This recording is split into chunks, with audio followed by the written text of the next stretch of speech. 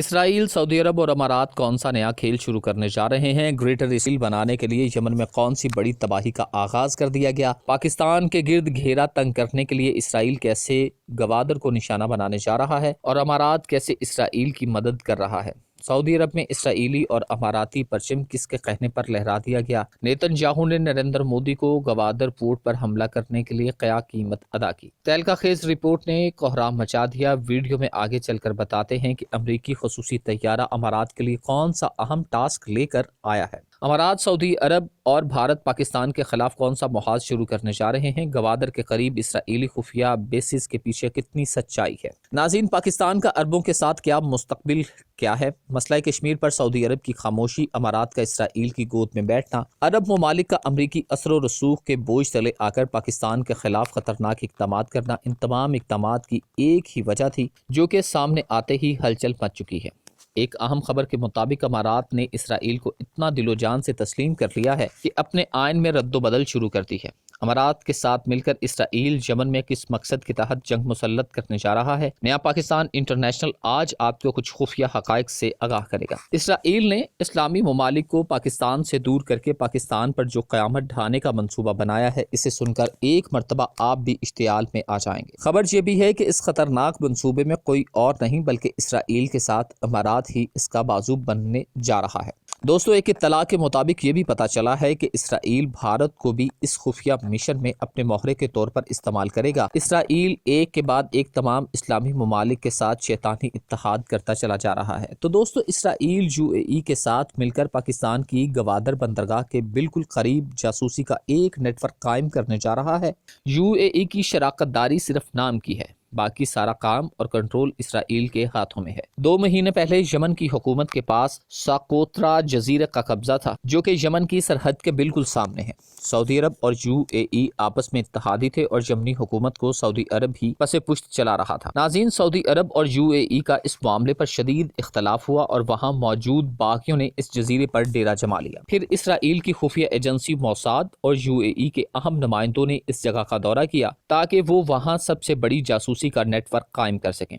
اس کی وضاحت ایسے کی گئی کہ اسرائیل وہاں سے یمن پر نظر رکھنا چاہتا ہے، جبکہ ان کا اصل ٹارگٹ گوادر ہے، کیونکہ گوادر کے بالکل ساتھ بھارت ہے اور اسرائیل کا سب سے بڑا ہدف پاکستان ہے۔ اسرائیل تو بہت جلد سعودی عرب کو ہڑپنے جا رہا ہے۔ ایسی پیشن گوئیاں بھی کی جا رہی ہیں کہ مکہ اور مدینہ کے علاوہ باقی سب کچھ اسرائیل کے قبضے میں چلا جائے گا۔ اس کی سب سے بڑی وجہ یہ ہے کہ UAE کی فورسز نے سعودی باغیوں کے ساتھ مل کر قبضہ کر لیا اور یہاں محمد بن زید کے پوسٹر آویزاں کر دیے گئے۔ اب اسرائیل اور UAE کی انٹیلیجنس اور ملٹری مل کر یہاں جاسوسی کا نظام بنانے جا رہے ہیں تاکہ یہ خفیہ معلومات گوادر اور بھارتی سمندروں سے حاصل کر سکیں۔ اب اسرائیل بھارت کو پس پشت سپورٹ فراہم کرنے والا ہے، کیونکہ ایسا کر کے اسرائیل چین اور پاکستان دونوں کو لپیٹ میں لینے کی کوشش میں ہے۔ حال ہی میں پاکستان کے وزیر اعظم عمران خان نے ایک انٹرویو دیا اور کہا کہ پہلے ہمارے ایران کے ساتھ تعلقات اچھے نہیں تھے، لیکن اب تبدیلی آ چکی ہے اور ہم اسے مزید آگے لے کر جائیں گے۔ ناظرین، سعودی عرب کبھی بھی نہیں چاہتا تھا کہ پاکستان کے ایران کے ساتھ تعلقات اچھے ہوں، لیکن پھر پاکستان پر چین کا دباؤ آیا،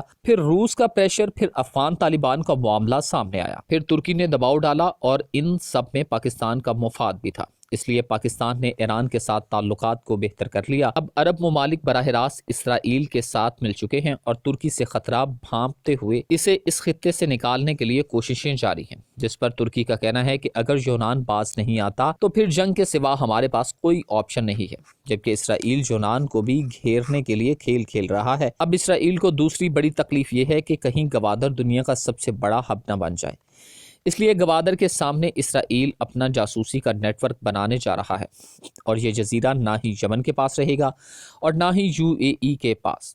اس کا اختیار صرف اسرائیل کے پاس ہوگا اور آہستہ آہستہ اسرائیل جہاں سے یمن میں جائے گا اور وہاں کی حکومت اور باغیوں کے خلاف کارروائی کرے گا اور اس طرح یمن بھی ان کے ہاتھ سے چلا جائے گا اور پھر سعودی عرب کے ساتھ اسرائیل کی سرحد جڑ جائے گی۔ یہ صورتحال پاکستان کے لیے انتہائی خطرناک ہونے جا رہی ہے کہ سامنے جب اسرائیل آئے گا تو ساری حکمت عملی بدل جائے گی، کیونکہ پاکستان نے اسرائیل کو تسلیم کرنے سے صاف انکار کیا ہے، جس کے بعد پاکستان کو دھمکیاں بھی دی گئی تھیں، جس سے عمل درآمد سقوطرا جزیرہ جزیرے پر جاسوسی کا نیٹ ورک قائم کرنا ہے۔ پاکستان کا عربوں کے ساتھ کوئی مستقبل نہیں، کیونکہ وہ اب اسرائیل کی گود میں آ چکے ہیں۔ ناظرین، خطرہ یہ بھی ہے کہ متحدہ عرب امارات نے اسرائیل کا بائیکاٹ کرنے کا 1972 کا قانون ختم کرنے کا فرمان جاری کر دیا۔ تفصیلات کے مطابق متحدہ عرب امارات نے اسرائیل کا بائیکاٹ کرنے سے متعلق 1972 میں بنائے گئے قانون کو ختم کر دیا ہے، اور اب اس حوالے سے فرمان بھی جاری ہو چکا ہے۔ متحدہ عرب امارات اور اسرائیل کے درمیان ہونے والے امن معاہدے کے بعد دونوں ممالک میں سفارتی، تحقیقی، سائنسی اور طبی میدانوں میں رابطے بحال ہو چکے ہیں، اور اب صدر شیخ خلیفہ نے اسرائیل کے بائیکاٹ سے متعلق دہائیوں پرانے فیصلے کو ختم کرنے کا وفاقی قانون جاری کیا۔ یہ حکم اسرائیل کے ساتھ سفارتی اور تجارتی تعاون کو بڑھانے کے لیے متحدہ عرب امارات کی کوششوں کے ایک حصے کے طور پر سامنے آیا ہے۔ اس قانون کے خاتمے کے بعد متحدہ عرب امارات میں افراد یا دیگر کمپنیاں تجارتی یا کسی بھی نوعیت کے معاملات میں اسرائیل کے کسی بھی فرد یا اداروں کے ساتھ معاہدے کر سکتا ہے، جبکہ اس قانون کے خاتمے کے بعد متحدہ عرب امارات میں اسرائیلی مصنوعات، سامان کی ترسیل اور کاروبار جائز ہوگا۔ واضح رہے کہ متحدہ عرب امارات اور اسرائیل کے درمیان امن معاہدہ طے پا گیا ہے۔